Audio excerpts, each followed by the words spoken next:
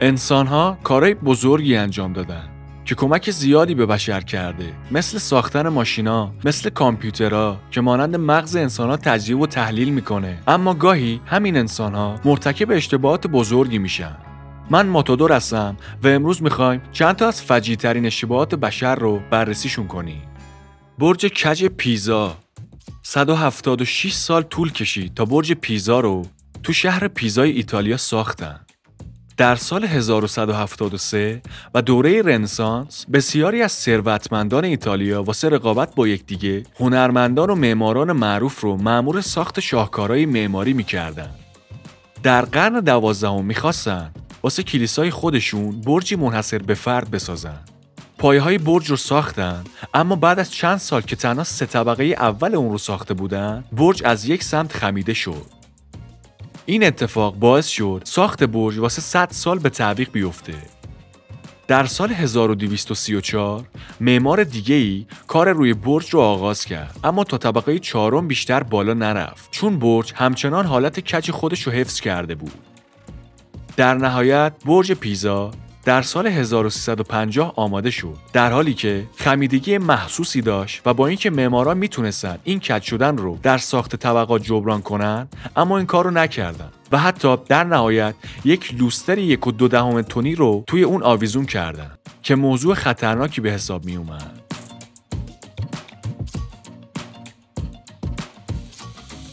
احتمالاً شما هم داستان غرق شدن بزرگترین کشتی مسافربری که تا سال 1912 ساخته شده بود رو شنیدی. تایتانیک در حدود 2200 مسافر که شامل مسافران و خدمه میشد داشت که در جریان غرق شدن اون بیش از 1500 نفر جان باختن. اما تایتانیک 2 مشکل اصلی داشت. این کشتی برخی مقررات ایمنی واسه بدنه رو رعایت نکرده بود و همچنین تنها واسه 1170 نفر قایق نجات در کشتی قرار داشت، یعنی در حدود 1/3 از افراد قایق نجات نداشتند.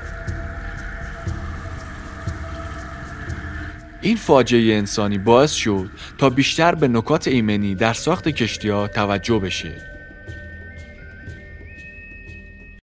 چرنوبیل شهری تو اوکراین و اروپای شرقیه که تو سال 1986 حادثه اتمی که توی اون رخ داد باعث پخش شدن مواد رادیواکتیو در بخش بزرگی از غرب شوروی و شرق اروپا شد.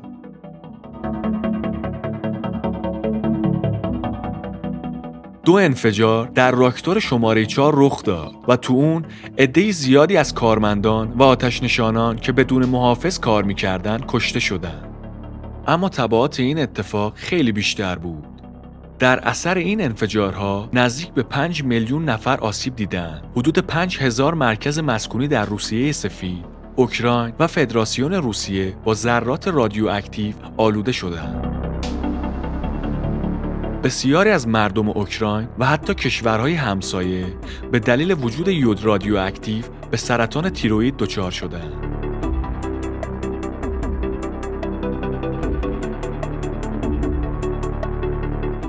بمباران اتمی هیروشیما و ناکازاکی.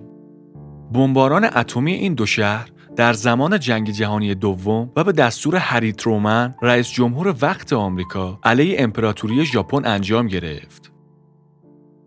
در این دو عملیات 2 بمب اتمی به فاصله 3 روز بر روی شهرهای هیروشیما و ناکازاکی انداخته شد که باعث ویرانی و کشتار گسترده شهروندان این دو شهر گردید. حدود 220,000 نفر در اثر این 2 بمباران اتمی جان باختند که بیشتر اونا شهروندان غیر نظامی بودند.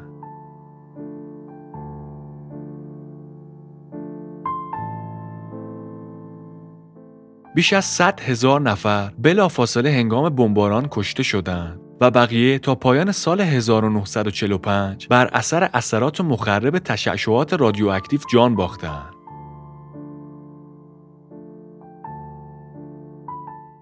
حمله مغول. علاءالدین محمد خوارزمشاه و چنگیزخان مغول قصد کردند روابط حسنه با یکدیگر برقرار کنند.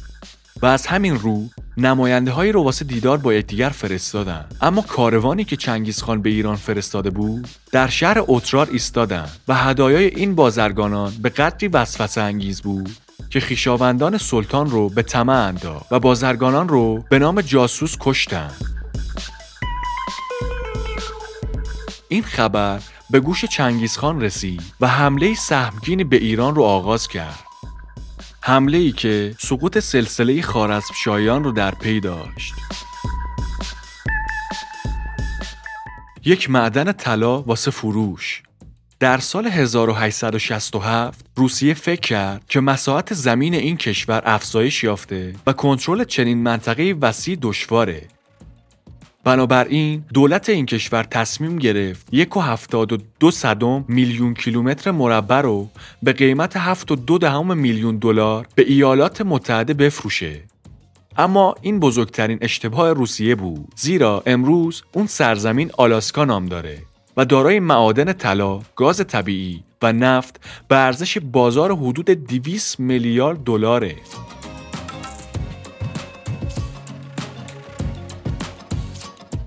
بیت کوین. در سال 2009 فردی به نام جیمز هاول صاحب 7500 بیت کوین بود. اما اون هارد دیسک کامپیوترش رو با بیت کوین هاش یه جا دور انداخت. در سال 2013 بیت کوین محبوبیت فراوانی بین مردم پیدا کرد و افراد بیشتری شروع به سرمایه گذاری روی اون کردن. در این سال قیمت 7500 بیت کوین این مرد ساده لوح حدود 3.5 میلیون دلار بود و تا سال 2020 قیمت 7500 بیت کوین اون به 70 میلیون دلار رسید. مطمئناً اون با این اشتباه گرون قیمت دیگه هرگز روی لبخند رو نخواهد دید.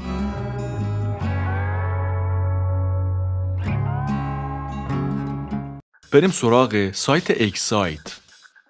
در دهه 1990 و 2000 یاهو پربازدیدترین وبسایت یا موتور جستجوی جهان بود. در همون زمان دومین موتور جستجوی پربازدید جهان اکسایت بود. در سال 1999 اکسایت پیشنهاد خرید گوگل رو به مبلغ 1 میلیون دلار دریافت کرد. اما این وسط مدیر عامل اون از خرید گوگل سر باز زد و بیشک این بزرگترین اشتباه زندگیش محسوب میشد، چون که امروز گوگل دارای ارزش 280 میلیارد دلاره.